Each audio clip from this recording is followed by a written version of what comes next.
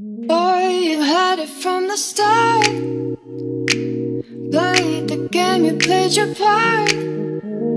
Hi guys, I'm Angela and welcome to my channel. Today I'm going to show you how I did this makeup look. I call this my Instagram Christmas Eve look. So I'm probably gonna upload this on, I don't know, December 25. This is what I wore / I will be wearing on Christmas Eve, Christmas, whatever. I really like this. This is inspired by the Makeup Plus na makeup AR look. I think yung tawag dun sa look na yun is winter. I like how it turned out. Sobrang ganda to, guys. Sobrang nagandahan ako. Enough chit-chatting. If you wanna know how I did this look, just keep on watching. To start off, gagamitin ko ang NYX Pore Filler and lagi ko siyang ginagamit every time na nagpa-foundation or basta pag cakey yung mukha ko. Kasi pag ganun, yung face ko medyo na-emphasize yung pores. So, since this is a pore filler, parang masusmoothin out yung sa may pores, diba? I don't know if that makes sense. I don't know how to be a beauty guru ba. For the concealer, I'm gonna be using the Maybelline Instant Age Rewind. And siguro mag-concealer lang ako para sa video na to. I'm gonna skip foundation muna kasi I've been wearing foundation, full face foundation for almost 2 to 3 days. Di ako sure, pero kailangan ko muna ipahinga yung face ko sa foundation. So, gusto ko talaga tong concealer na to kasi hindi naman siya mabigat sa face. Hindi naman siya full coverage na concealer pero perfect lang siya for everyday. I don't like this brush kasi nagli-leave siya ng mark. At dahil hindi ako satisfied sa coverage nga dito sa under eyes ko, I'm gonna add a little bit of concealer with the NYX HD Studio Photogenic na concealer. I'm in the shade CW04. Yung kamay ko na lang gagamitin ko. Pag may excess ako na concealer sa fingers ko, nilalagay ko siya sa lids para naman tumugma siya sa skin ko. Medyo dark yung eyelids ko. Panda eyes kumbaga. Good luck na lang, may successful niya akong talk-through video. Nakalimutan kong mag-pluck ng eyebrows. Medyo ang messy niya tignan ngayon. I'm gonna do my eyebrows off-cam and I'll be back. I am back. Medyo naglagay na lang din ako ng powder. Nag-bake lang ako para ready tayo sa next na gagawin natin, which is the eyeshadow. Ito yung palette na meron yung shades na gusto kong gamitin. This is the Maybelline The Blush Nudes and yung Too Faced eyeshadow palette. Lagyan ko na ng powder yung eyelids ko para iset. Start na ako sa transition shade. I'm gonna be using the Summer Yum in the Sweet Peach palette. We're going for a peachy na eyes. So, nilalagay ko lang siya all over my crease. Ato ni zoom ta mga beshi wap. Guys, di ako beauty guru. Di ko alam kung ano yung mga terms na ginagamit nila. Pero ito lang talaga yung mga ginagawa ko. Next shade na gagamitin ko ay galing sa Maybelline palette. And ito yung gagamitin ko na shade. Since ang palette na to, hindi siya ganun ka-pigmented, I'm gonna be using this MAC Prep and Prime.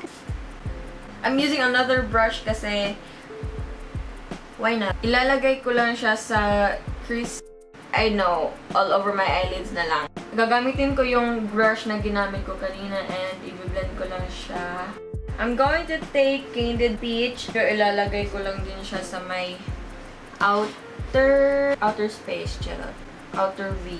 Matagal-tagal na din akong hindi nakapaggawa ng makeup videos kasi naisip ko pare-pareho lang yung makeup or eyeshadow look na ginagawa ko. And sa 2018, gusto ko talaga, goal ko sa 2018 is makapagsuot ako ng contact lens. Na-realize ko, sobrang nakakapag-change ng look talaga yung contact lens. Never pa ako nakatry na mag-contact. So, sa lower part naman, gagamitin ko pa rin yung same shades na ginamit ko. Pero uunahin ko muna yung Candid Peach. Ilalagay ko lang siya all over my... Sinaswipe up ko hanggang sa dito kung saan nag-end yung eyeshadow ko. And then, I'm gonna take the shade Summer Yum and ilalagay ko siya sa pinaka-close dito sa lower... Hanggang dyan lang, sa middle. Huwag kang sumobra. And yung pinaka-very stressful na part. Sa part na to, ito yung medyo hindi ako confident na di ako magkamali. But it's okay! Sabi na, to be perfect! Para ako magka-cut crease, but not really. I'm gonna be using the LA Girl HA Concealer in the shade Porcelain. So guys, yung ginawa ko, nag-cut crease lang ako in a way na parang ginawa ko siyang winged eyeliner. Pero hindi yung manipis na winged eyeliner. Alam nyo yung mala Ariana Grande na eyeliner, yung super makapal kasi lalagyan natin yan later ng na black liquid eyeliner. Pero guys, if you have any white liquid eyeliner, you can do it. Pero if wala, you can use the concealer. Basta dahan-dahan lang. And nilagyan ko lang siya ng white eyeshadow. You can use any white eyeshadow. And susunod na gagawin ko ay mag-winged eyeliner and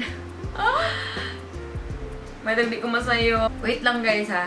As in, winged eyeliner, ifa-follow ko lang yung paano ko ginawa yung winged eyeliner dito. Yung white. Yung pinakababa is black, tapos yung half naman is white. Focus muna ako para di tama sa'yo. Oh, by the way, I'm gonna be using the BLK Long Lasting Liquid Eyeliner. I'm gonna curl my lash para pak na pak ang eyelashes natin. I'm gonna be using the Benefit The Real Mascara. And maglalagay din ako ng false eyelashes mamaya. Lalagyan ko din ng mascara yung lower lashes ko. Laki na mukha, magko-contour tayo. I'm gonna be using the Benefit HOOLA Bronzer. Siyempre, huwag kalimitan i-contour yung nose. Ang kape ng mata ko, guys. Kung hindi ka man biniyayaan ng matangos na ilong, well, besh, contouring is your best friend. Very konti lang na powder. Dagdagan siya. Oh my god. The blush, I'm gonna be using the Maybelline Color Show blush in the shade Peachy Sweetie. Lalagyan ko ng blush on yung ginagawa natin pag nagda-drunk blush tayo, pero except hindi ko nilagyan dito at saka dito. Rudolph the red-nosed reindeer had a very shiny nose. Kasi oily siya. Besh, mag-oil control ka. Magha-highlight ako. And again, I'm using my favorite, my one and only MOR, Jima. Ito yung lagi kong ginagamit, guys. Ang tagal na nito sa akin and hindi pa rin siya nauubos. For the lipstick, I'm gonna be using Vice Cosmetics Phenomenal Matte Liquid Lipstick in the shade Girly, and ilalagay ko lang siya sa inner part ng lips ko. Here. Parang gradient na lip. So last thing that I'm gonna be adding is a false lashes, and I will be back. So this is the final look, and medyo may nilagay lang ako ng very light na highlighter sa inner tear duct ko, and then white eyeliner sa lower waterline. Naglagay din ako ng eyeshadow sa lower lash ko, pero it didn't work. Maganda sana if medyo white yung lower lashes ko. So this is my Christmas Eve makeup look, and I hope you guys like this video, and also if you like this look, please don't forget to give this a thumbs up. Comment any video suggestions na gusto mong makita sa channel ko next year. And guys, next year I want to upload more Bisaya content. Kung vlogs na vlogs talaga, Bisaya yun. Kasi mostly mga friends ko na YouTubers din, Bisaya din kasi. So, para mas ma-express ko yung self ko sa pag-vlog. Ayun, again, I hope you guys enjoyed this video. If you haven't subscribed to my channel, please don't forget to click that subscribe button on the baba. Turn on my notification bell if you want to be uploaded. If you want to be updated whenever I post videos. And if you're new here, hello, I'm Angela, and I post every Friday, 6 p.m. Philippine time. Thank you guys so much for being part of my 2017, and I hope to see you guys on 2018, and always remember that it's okay not to be perfect. Bye!